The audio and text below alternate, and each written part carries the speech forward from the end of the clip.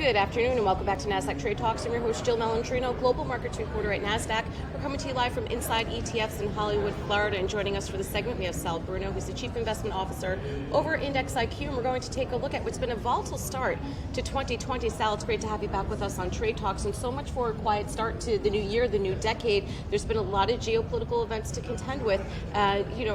Are you concerned about that? What does it mean for the markets? Will it become more of a buy the dip mentality like we saw in 2019? So, as we start, first of all, thanks for having me on. It's great to be with you.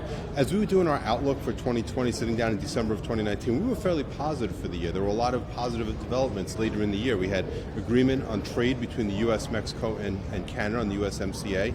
You had basically agreement with China on trade. We had sort of a budget agreement get put into place. So there were a lot of positive developments that we thought would really propel the markets.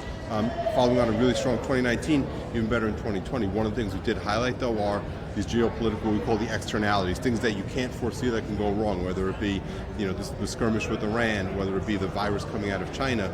So we try to talk to clients about trying to help stabilize their portfolios by using alternatives. Right. So different strategies like a merger arbitrage has a different set of risks and drivers than what's going on in the overall market, or basically what's going on in the geopolitical realm.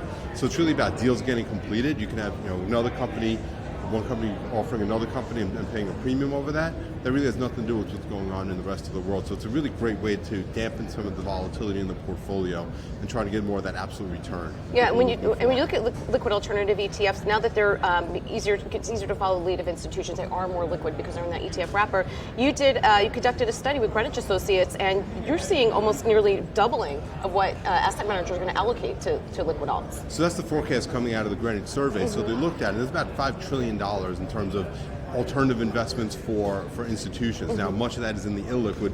About 20% or so is considered liquid. When you get it down to the ETF wrapper, it's much, much smaller. It's about 50 billion or so. They're calling for more than a doubling over the course of the next 12 months. So we think that's a positive development. And we think as institutions lead the way, other investors will follow their lead and try and help immunize their portfolios against some of these geopolitical shocks. All right, we've been talking a lot about fixed income as well in a very low interest rate environment, not just even in the U.S., but globally. For fixed income investors, how can they get exposure to it, but the right exposure to fixed income? So we think fixed income, people need income, and they're going to continue to invest in fixed income assets. We think it's really important, though, to have the right manager. We don't really do a whole lot in terms of broad market cap weighted benchmarks in fixed income. We're all about a little more of an active tilt.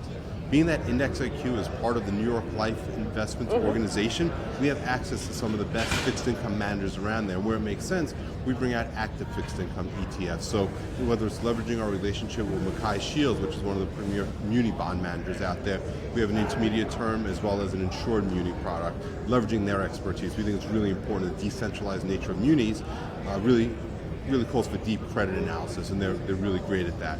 We also leverage the expertise of the folks who run a pool, part of the general account money for the New York Life Insurance Company. And we brought out an ETF in the ultra short duration, less than half a year duration category, again, to try and leverage the benefits of the expertise that exists in the greater New York Life organization. All right, now to wrap up here, the S&P 500, all the major averages had a fantastic year in 2019. Chances are it would be difficult to replicate that in 2020. Are you looking for opportunities outside of the U.S. now? We think that there are tremendous opportunities outside the U.S. You look at very low, even negative interest rates in parts of the rest of the world. You look at the valuations, look extremely compelling.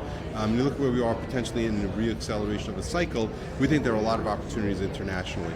One of the things to always be aware of is the currency risk. And remember, when you're investing internationally, you're buying the local stocks, you're also investing in the currencies in which they're denominated. So you potentially have two things driving the returns of the portfolio. We advocate taking some of that currency risk off by potentially hedging. We do a 50% hedge across the board for the broad developed markets.